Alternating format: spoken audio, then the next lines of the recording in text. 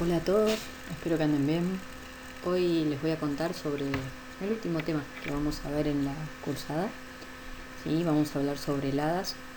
Particularmente este es un tema que a mí me gusta mucho, por un lado porque es un fenómeno hermoso de ver y por otro lado porque fue el primer tema con el cual empecé a vincular la meteorología con la agronomía.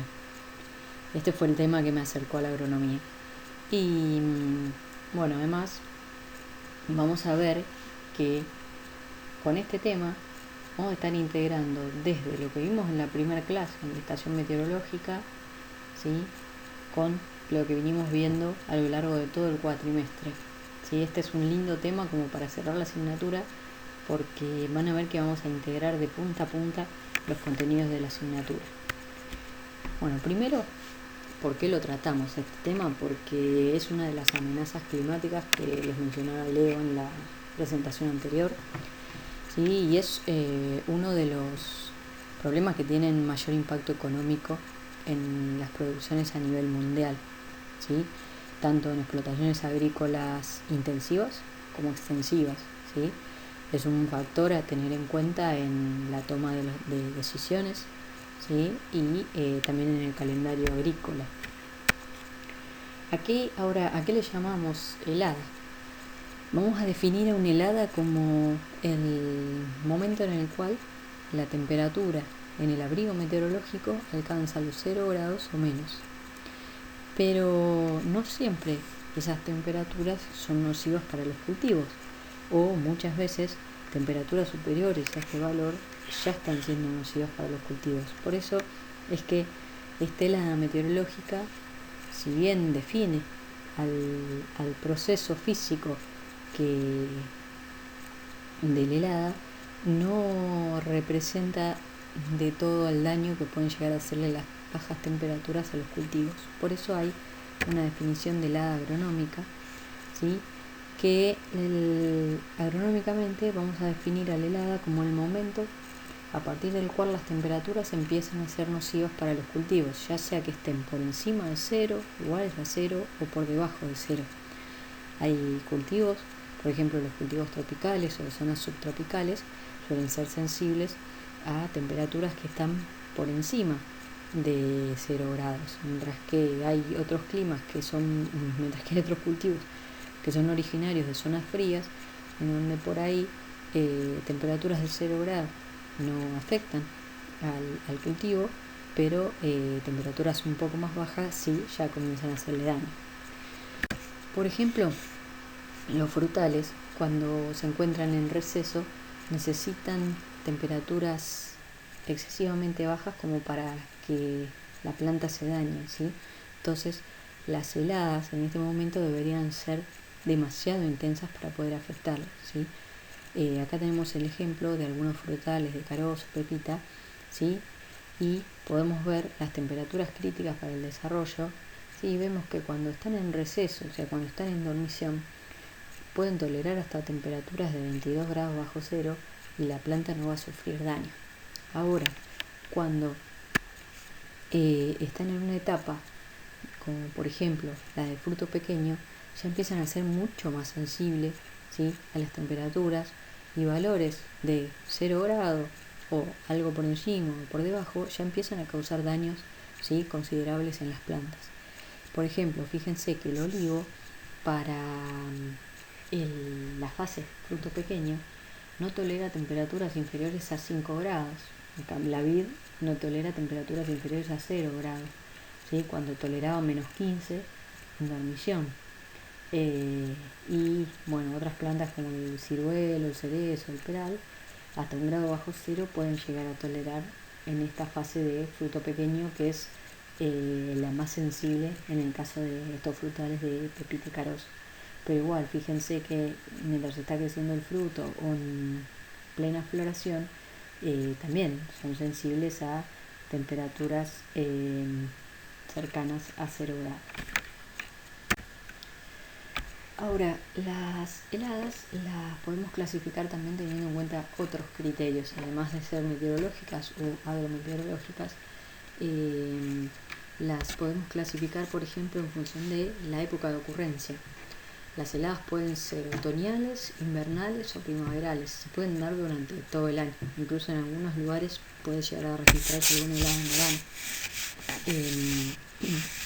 Las heladas otoñales y las primaverales suelen ser las más peligrosas para los cultivos, ¿sí? Porque por lo general los cultivos que tenemos en invierno están adaptados a las bajas temperaturas. Entonces, digamos, de las heladas otoñales y primaverales vamos a tener que tener especial atención con el momento en que se den, por las fases en que pueden llegar a encontrar a los cultivos. Con el tema de las heladas invernales hay que tener cuidado con el tema de la intensidad. Si es una helada con temperaturas muy bajas y que persisten por mucho tiempo, ahí pueden tornarse nocivas para los cultivos. A las heladas otoñales también se las suele llamar heladas tempranas, porque se dan en una época temprana del año, y a las heladas primaverales se las suele llamar tardías, porque se dan tarde en el año. Pero dependiendo de la bibliografía, ¿sí? Puede ser que encuentren que algunos autores llamen a las heladas tardías o tempranas en función de la fase fenológica en la que se encuentra un cultivo, ¿sí? Por ejemplo, a los cultivos de verano, las heladas otoñales las van a afectar en las últimas fases fenológicas, ¿sí? Del ciclo del cultivo, y las primaverales las van a afectar a lo mejor en las primeras fases. Entonces, si uno se basa en la fase fenológica en la que está el cultivo para definir si la helada es temprana o tardía, en esos casos, por ejemplo, a las primaverales se las denominaría tempranas y a las otoñales se las denominaría tardías.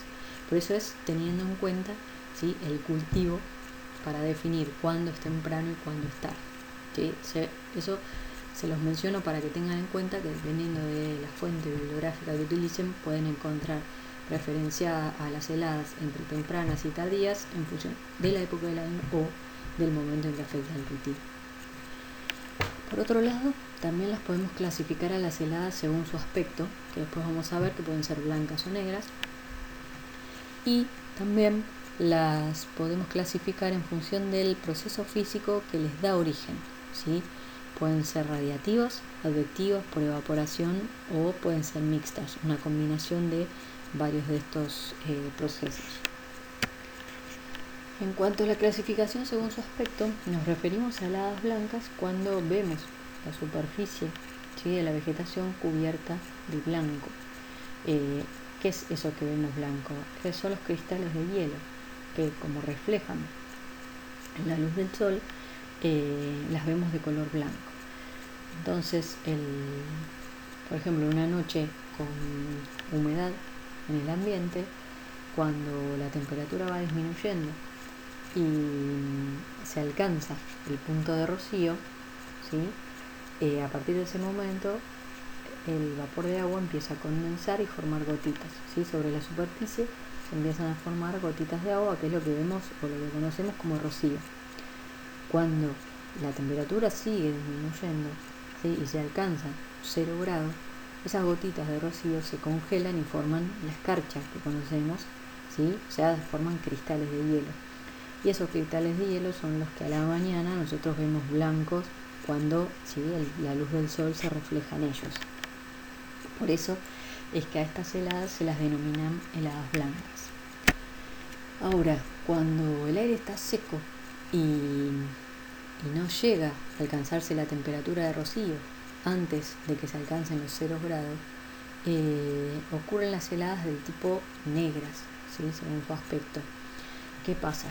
Cuando no hay humedad en el ambiente y la temperatura alcanza los 0 grados, continúa disminuyendo, el agua que se congela es el agua que se encuentra dentro de los tejidos vegetales. Tengan en cuenta que cuando el agua se congela se expande, entonces en esa expansión va a romper los tejidos, ¿sí? La estructura de los tejidos, y eso va a hacer que nosotros a la mañana siguiente a las plantas las veamos con manchas marrones, ¿sí? O negras, ¿sí? Que es resultado de que los tejidos, ¿sí? En esas estructuras están rotos. ¿sí? Estas heladas suelen ser más agresivas que las heladas blancas, en parte porque, bueno, se congela el agua que se encuentra directamente dentro de la planta y la tasa de enfriamiento en estos casos es mucho más rápida. Cuando la helada es blanca, o sea, cuando hay humedad en el ambiente, cuando en el momento en que se forma rocío, ¿sí? Se está liberando calor al ambiente, ¿sí? Porque se está dando, en el proceso de condensación, se libera calor al ambiente. Entonces la tasa de enfriamiento disminuye. Luego, cuando ese rocío se convierte en hielo, ¿sí? También se está liberando calor al ambiente. Entonces la tasa de enfriamiento en una noche con helada blanca va a ser mucho más lenta, ¿sí? Que en una noche con helada negra. Por eso se dice que las heladas negras son más agresivas que las heladas blancas. Ahora, también les había mencionado que podíamos clasificar a las heladas según su origen, ¿sí? Bueno, si el proceso físico que les da origen es el enfriamiento radiativo de la superficie, ese tipo de heladas se van a llamar radiativas.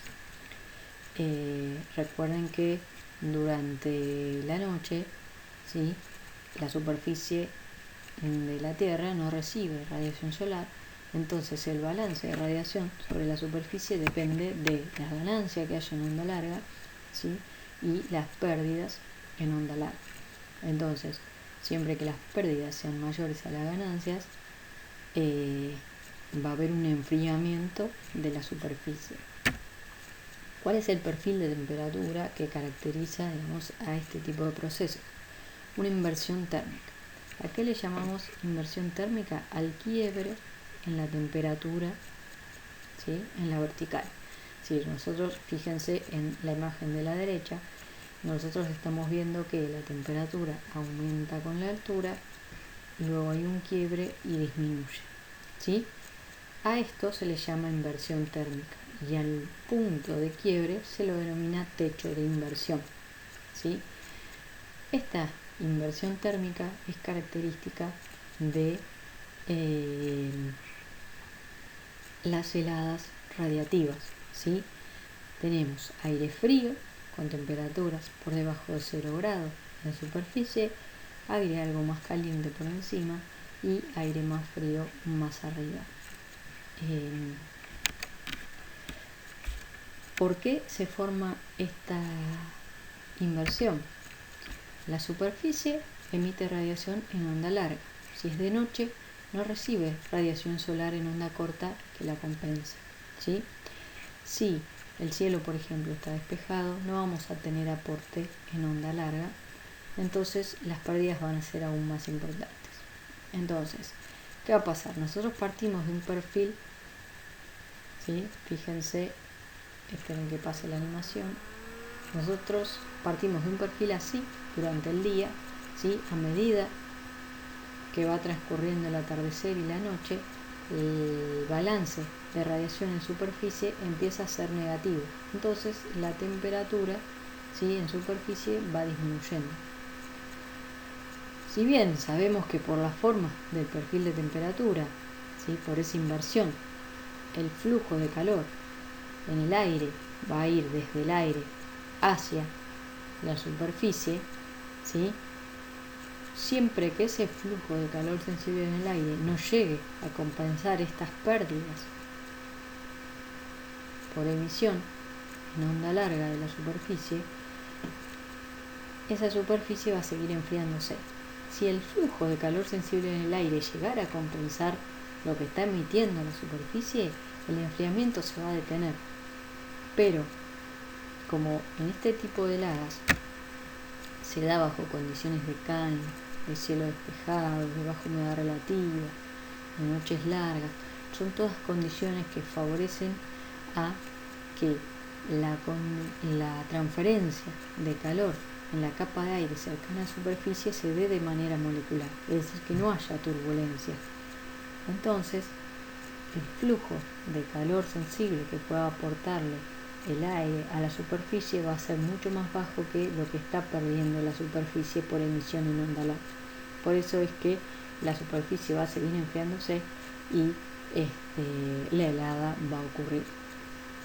Las condiciones, como les decía antes, favorables para que ocurran este tipo de heladas son condiciones de calma, para que no haya mezcla del aire, ¿sí?, de la capa de aire más caliente con el aire más frío, y se homogeneice el perfil. Las condiciones de cielo despejado, para que las pérdidas, ¿sí?, en onda larga desde la superficie sean más importantes que las ganancias. Baja humedad relativa, porque eso hace que el enfriamiento sea más brusco, ¿sí?, y noches largas, porque el enfriamiento va a comenzar cuando se ponga el sol y va a tener muchas horas hasta que el sol vuelva a salir en la mañana siguiente. También tenemos heladas del tipo advectivas, ¿sí?, donde el proceso que le da origen a este tipo de heladas son los pasajes frontales, ¿sí?, los pasajes de frente frío. Estas heladas advectivas están asociadas a esas irrupciones de aire frío, ¿sí?, asociadas a los frentes, que provienen de zonas polares.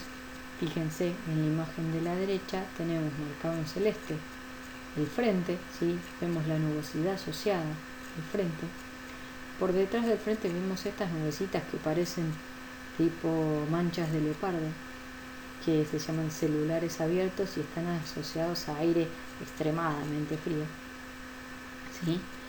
Y bueno, estas heladas están asociadas a este perfil de temperatura con la vertical. Tenemos aire con temperaturas bajo cero, ¿sí?, en superficie, y temperaturas todavía más bajas en altura, ¿sí? No hay una inversión térmica que se forme como se formaba con las heladas radiativas. ¿Por qué? Porque por lo general los frentes están asociados a viento, ¿sí? El pasaje frontal viene asociado a viento más intenso que lo que predomina en las condiciones de helada radiativa. Ahora, estas heladas suelen ser también un poco más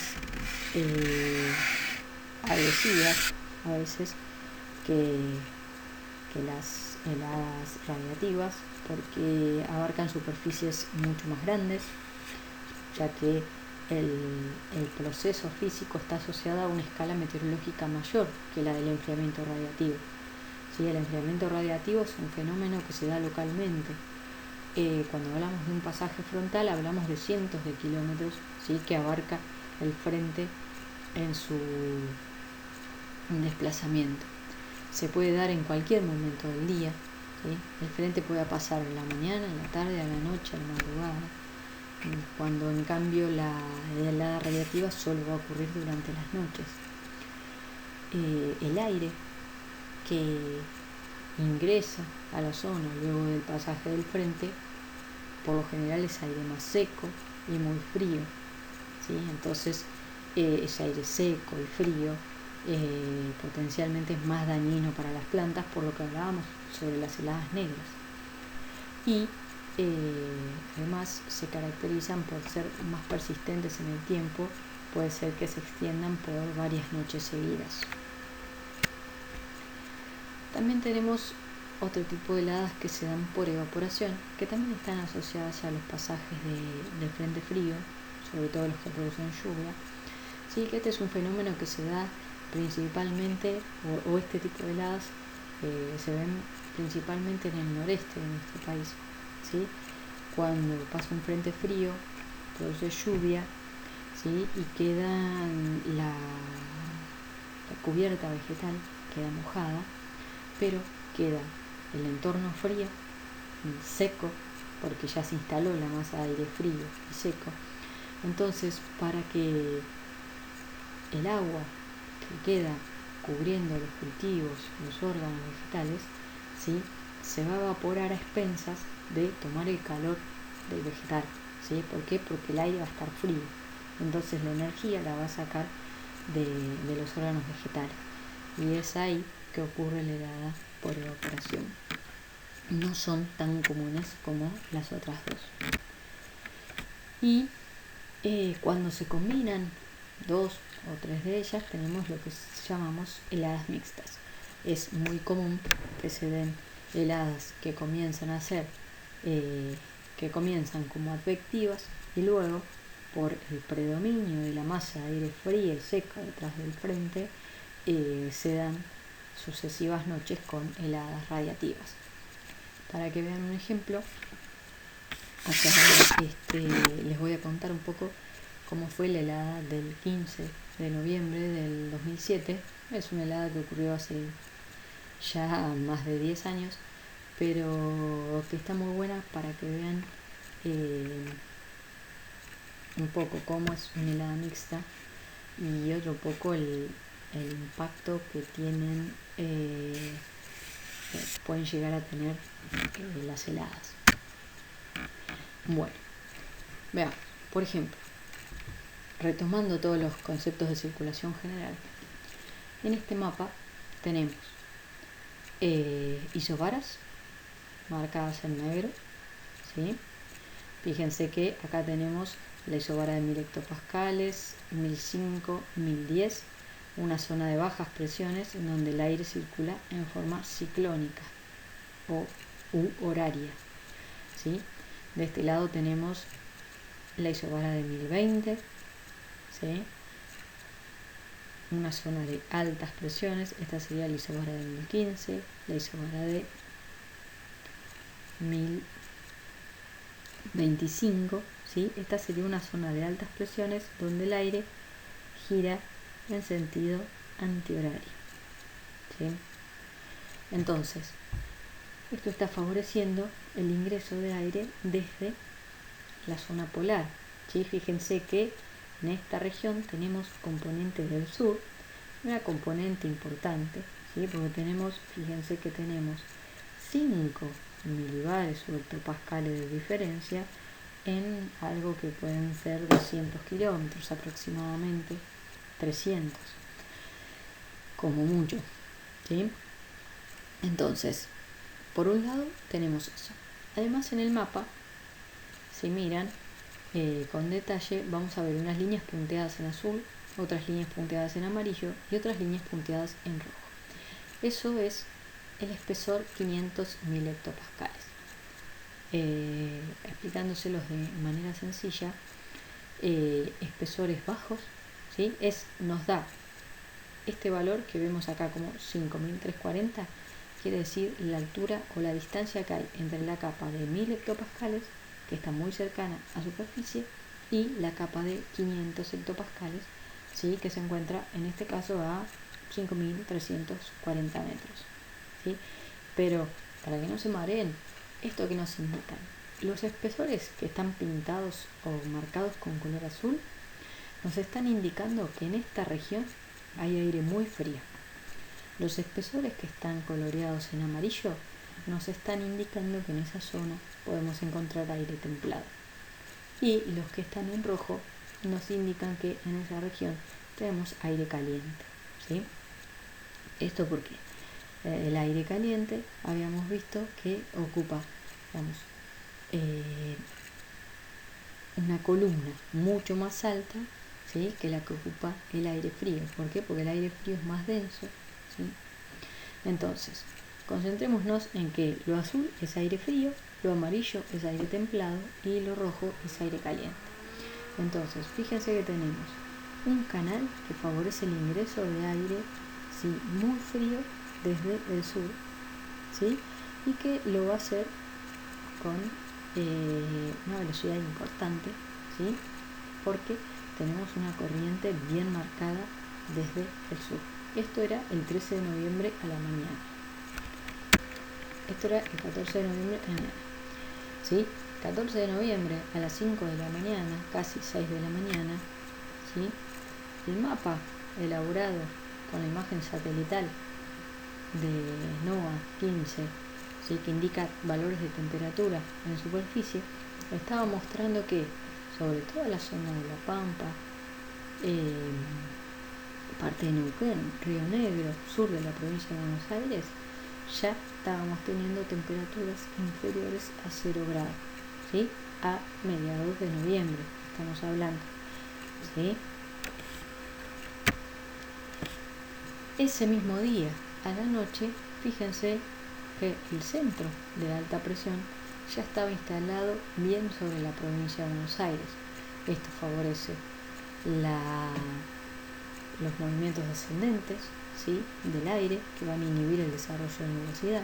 Por lo tanto, la noche va a estar despejada y la ausencia de viento, porque cuando estamos justo en el centro del anticiclón no tenemos viento porque no hay diferencia de presión, ¿sí? Entonces, luego del ingreso de una lengua de aire frío, estamos con una noche que está en calma, seca, porque entró una lengua de aire frío seco, ¿sí?, y predominio de cielos despejados. Entonces, todo lleva a que luego de la helada radiativa que se dé una buena helada radiativa, ¿sí? Entonces, si miramos el mapa con la temperatura de superficie del día 15 a la madrugada, podemos ver que sobre la zona de las serranías, ¿sí?, de la provincia de Buenos Aires, se registraron temperaturas de hasta 4 o 5 grados bajo cero, ¿sí?, y las temperaturas de entre 0 y 1 grado bajo cero se llegaron a registrar en la zona de Córdoba, sur de Santa Fe, Entre Ríos y prácticamente toda la provincia de Buenos Aires. ¿Qué impacto tuvo esta helada? Fíjense que, si bien la helada radiativa es un proceso que se da localmente, ¿sí?, al estar asociado al pasaje frontal, se dio localmente en una región de cientos de kilómetros cuadrados, ¿sí?, afectó a 4, 5, 6 provincias. Entonces, particularmente en la provincia de Buenos Aires, ¿qué impacto tuvo? En la zona norte de la provincia de Buenos Aires, los daños más significativos los sufrió el maíz, ¿sí? También se vio afectado el trigo, la cebada, ¿sí?, que estaban en una fase en que no toleraban temperaturas inferiores a -1 grado, ¿sí? Lo que se vio también fue que la severidad del daño dependía, por ejemplo, de los lotes secos tenían más daño que los lotes húmedos, los lotes que estaban en zonas bajas también tenían más daños que los lotes que estaban en zonas más altas, ¿sí? Los lotes que tenían mucho rastrojo tenían mucho más daño que los lotes que no lo tenían, ¿sí? Y todo eso está asociado con lo que puede aportar el flujo de calor en el suelo, ¿sí?, para atenuar la disminución de temperatura en la superficie, por ejemplo, ¿sí? En los lotes secos la conductividad térmica del suelo es baja, entonces durante la noche el flujo de calor en el suelo no logra compensar el enfriamiento radiativo de la superficie. Un suelo húmedo, si bien tampoco logra compensarlo, atenúa un poco más el enfriamiento que un lote seco. En las zonas bajas, bueno, el daño por el frío se intensifica porque el aire frío, al ser más denso, drena hacia las zonas bajas. Los lotes en los que tienen rastrojo, ¿sí?, lo poco que puede estar recibiendo la superficie de flujo de calor del suelo, ¿sí?, queda retenido en esa capa de rastrojo y no lo siente la planta que está por encima, ¿sí?, porque la temperatura atenúa la disminución de la temperatura en la capa que está en contacto con el rastrojo, pero la planta va a estar en contacto con la capa superior de esa capa de rastrojo, que si tiene mucho aire en el medio no va a conducir, digamos, el calor que logró llegar desde capas profundas del suelo hasta la superficie, ¿sí? En la zona sur de la provincia de Buenos Aires, que fue la que mayores daños registró, por ejemplo, podemos ver los efectos de la amortiguación de la helada en la zona costera y cuanto más intensa fue en las zonas más altas, ¿sí? Acá vemos el efecto moderador del agua por un lado y el efecto de la altura por el otro, ¿sí?, que varias clases antes vimos cómo impacta o cómo influye eso en en los valores de temperatura, ¿sí? Entonces la zona papera, como está más cerca de la costa, no sufrió daños tan importantes como por ejemplo sufrieron los productores de trigo, cebada, que obtuvieron daños de entre el 50 y el 80%, ¿sí? En las zonas de Azul, Tandil, Benito Juárez, ¿sí? También en maíz se observaron daños, hubo soja que recién habían emergido y quedaron totalmente quemadas, ¿sí? Hubo que resembrar. También en el norte de la provincia de Buenos Aires y sur de Córdoba hubo que resembrar maíz, porque las plantas chiquitas también habían sido quemadas totalmente. En esta zona también se afectaron forrajeras para cosecha de semilla como la festuca, ¿sí? Fíjense que, afectó una diversidad importante de cultivos, ¿sí? Prácticamente en todo el territorio de la provincia de Buenos Aires. Estamos solamente analizando nosotros. Pero si miramos y relacionamos el mapa con las temperaturas mínimas de ese día con el mapa elaborado por la Bolsa de Cereales de Entre Ríos, en donde ubican los porcentajes de pérdida productiva por las heladas, ¿sí? Vemos que en la zona donde se dieron las temperaturas más bajas en esa helada del 15 de noviembre, ¿sí? Se perdió prácticamente el 27% de la producción de trigo, ¿sí? En la zona sudoeste de la provincia de Buenos Aires se perdió un 20% y un 10% en la zona sudeste. En el norte las pérdidas no fueron tan importantes, pero en total, por la helada o por las heladas de la campaña 2007, en trigo se perdieron más de 2 millones de toneladas. En esta foto pueden ver un ejemplo de la diferencia en un lote con mucho rastrojo contra un lote que prácticamente no tenía, ¿sí?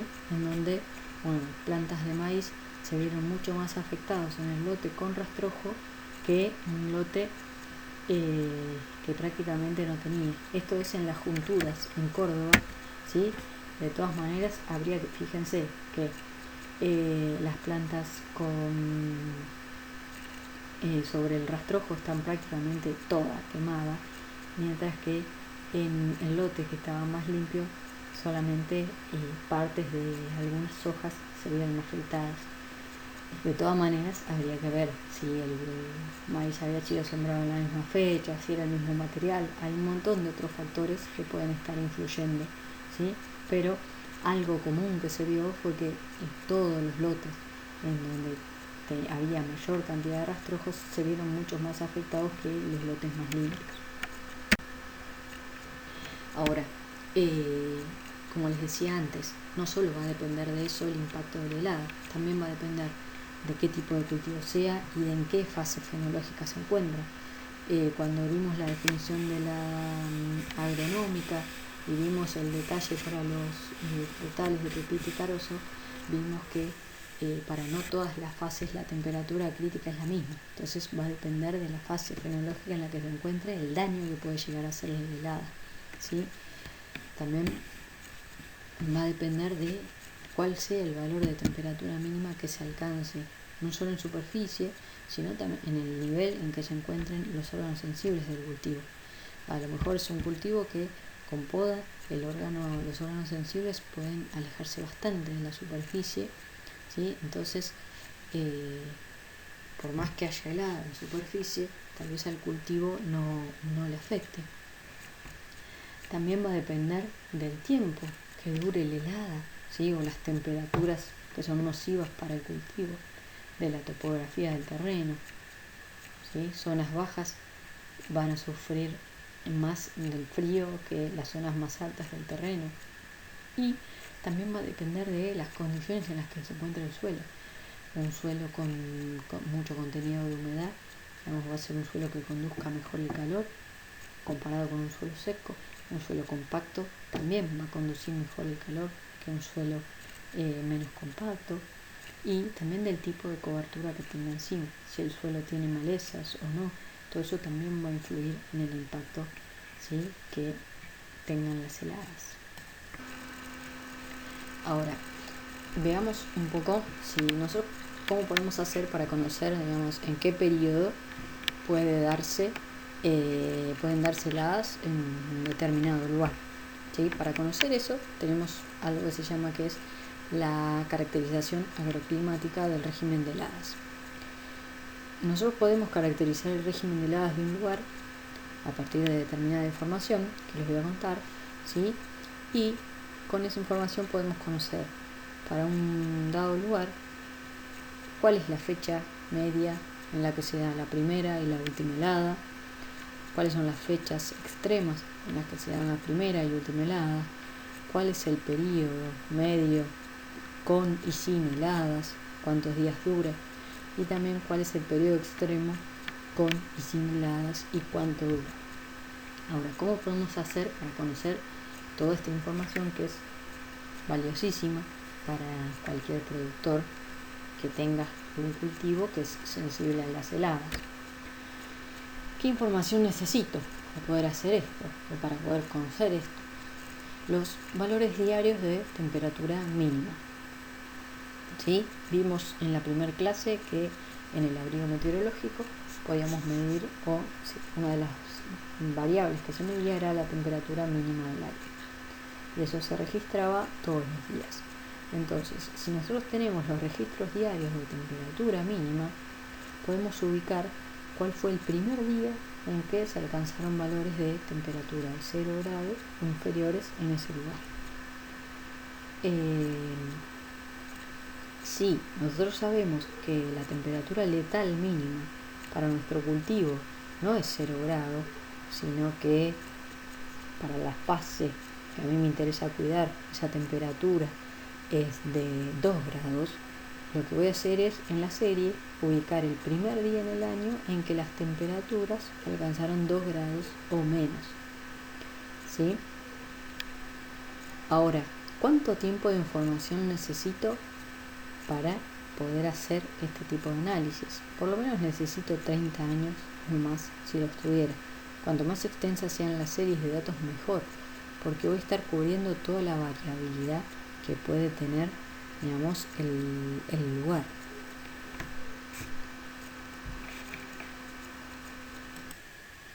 Bueno, ¿cómo calculo esta caracterización? Una vez que conseguí los 30 años de datos o más de valores de temperatura mínima, lo que tengo que hacer es, para cada año, ubicar el primer día en que se registró la helada y el último día. ¿Sí? Y luego confecciono una tabla como la siguiente, en donde, bueno, en este caso el ejemplo que yo les voy a mostrar está hecho solo con 10 años para que la tabla entrara mejor en la filmina, pero recuerden que siempre cuanto mayor cantidad de años tengan, mejor, ¿sí? Entonces, una vez que identifico en qué día se dio la primera helada y la última helada para un año, ¿sí?, lo pongo en la tabla al año siguiente y así hasta completar todos los años de la serie. ¿Sí? Ahora, yo tengo en calendario gregoriano, ¿sí?, cada uno de los días en que se registró una primera helada y cada uno de los días en que se registró la última helada, ¿sí?, en el año. Pero para poder saber cuál es la fecha media de primera o de última helada, tengo que hacer un promedio de esto. Entonces, para eso trabajamos con el calendario juliano, donde el día 1 corresponde al día 1 de enero y el día 365 en el calendario juliano corresponde al 31 de diciembre. ¿Sí? Entonces, en la tabla de los días julianos que ustedes van a encontrar al final del TP o al final de la ficha teórica, van a identificar, digamos, a qué juliano corresponde cada uno de los días que anotamos en la columna de fecha de primera helada y en la columna de fecha de última helada. Recuerden que en los años bisiestos, a partir del 28 de febrero se suma, digamos, un día más a cada uno de los valores, ¿sí?, porque en la tabla no está considerado el 29 de febrero. Una vez que tengo pasado a Julián todos los días, ahí sí puedo calcular el promedio y saber cuál es la fecha media de primera helada y la fecha media de última helada. Fíjense que acá fecha media de primera helada nos da 123,3 días, ¿sí? Lo que corresponde es siempre redondear hacia abajo, sea 123,3 o 123,9, siempre se redondea hacia abajo, en el caso de hablar de primera helada, ¿sí? Que sería el día 123, y en el caso de la fecha de última helada, ¿sí? Siempre lo que hacemos es redondear hacia el día siguiente, ¿sí? O sea, en este caso sería fecha de última helada el día 244. Una vez que realizamos el cálculo del promedio y sacamos la fecha media de primera y última helada, vamos a pasar ese día del calendario juliano a el día que corresponde en el calendario gregoriano, ¿sí? Fíjense, por ejemplo, el día 123 que nos daba como fecha media de primera helada se corresponde con el 3 de mayo, y el día 244 que se correspondía al día medio de fecha de última helada, lo asociamos al 1 de septiembre. Por lo tanto, el periodo medio con heladas se va a extender desde el 3 de mayo hasta el 1 de septiembre en esta localidad, y el periodo medio libre de heladas va a quedar comprendido entre el 2 de septiembre y el 2 de mayo. Ahora, si queremos saber cuántos días dura ese periodo medio con heladas, lo que hacemos es al juliano de última helada le restamos el juliano de la primera helada y le sumamos 1 para contemplar los dos extremos de la serie, ¿sí? Y en este caso nos da que el promedio, el periodo con heladas abarca 122 días. Por lo tanto, el periodo libre de heladas comprenderá los 243 días restantes. Ahora, para saber cuáles son los valores o las fechas extremas, lo que hacemos es ubicar en la columna de fecha de primera helada cuál es la más temprana de todas, y en la fecha de última heladas cuál es la más tardía de todas, ¿sí? Una vez que lo identifiquemos, por ejemplo, para la primera helada, la más temprana es la correspondiente al 15 de abril, y para el caso de las últimas heladas, la más tardía es la que se da el 19 de septiembre. ¿Sí? Por lo tanto, el periodo extremo con heladas se va a extender desde el 15 de abril hasta el 19 de septiembre. Y el periodo extremo libre de heladas se va a extender desde el 20 de septiembre hasta el 14 de abril. De la misma manera en que lo hacíamos antes, si queremos calcular cuál es el número de días con heladas que tenemos en el lugar, hacemos la cuenta del el día extremo de última helada menos el día extremo de primera helada, le sumamos 1, ¿sí? Tenemos que para esta localidad el periodo extremo con heladas dura 159 días y el periodo extremo libre de heladas dura 206 días. Por lo tanto, la caracterización agroclimática de régimen de heladas para esta zona la podemos escribir o sintetizar de esta manera. Si uno quiere hacer una caracterización, debería informar todos estos parámetros: fecha media de primera helada, media de última helada, fecha extrema de primera y última helada, periodo medio con heladas y libre de heladas, cuántos días comprenden y entre qué fechas, y el periodo extremo con y sin heladas, cuántos días comprenden y entre qué fechas. Esa sería la manera correcta de informar. Ahora, nosotros aquí, o en el ejemplo que les di yo aquí, hablamos de las heladas caracterizadas con los valores de temperatura mínima para el abrigo meteorológico, que es el dato que uno habitualmente consigue, ¿sí? Ustedes van a ver que en la guía de trabajos prácticos de este tema van a tener en muchos ejercicios no solo los valores de temperatura mínima medidos en el abrigo meteorológico, sino también los datos de temperatura mínima medidas en superficie, ya que muchas estaciones agrometeorológicas también toman el dato de temperatura mínima en superficie porque muchas veces, o la mayoría de los cultivos tienen sus órganos sensibles por debajo del 1,5 metros, ¿sí? Entonces, para monitorear las heladas, ¿sí?, es importante conocer la temperatura de superficie. Entonces, si nosotros conocemos cuál fue para un día determinado el valor de temperatura mínima en superficie y el valor de temperatura mínima en el abrigo, podemos darnos una idea de si la helada ocurrida fue advectiva o fue radiativa. Cuando la temperatura mínima de superficie sea inferior que la temperatura mínima medida en el abrigo, ¿sí?, eso nos va a estar indicando que hay una inversión térmica formada, ¿sí?, y por lo tanto la helada ocurrida habrá sido radiativa.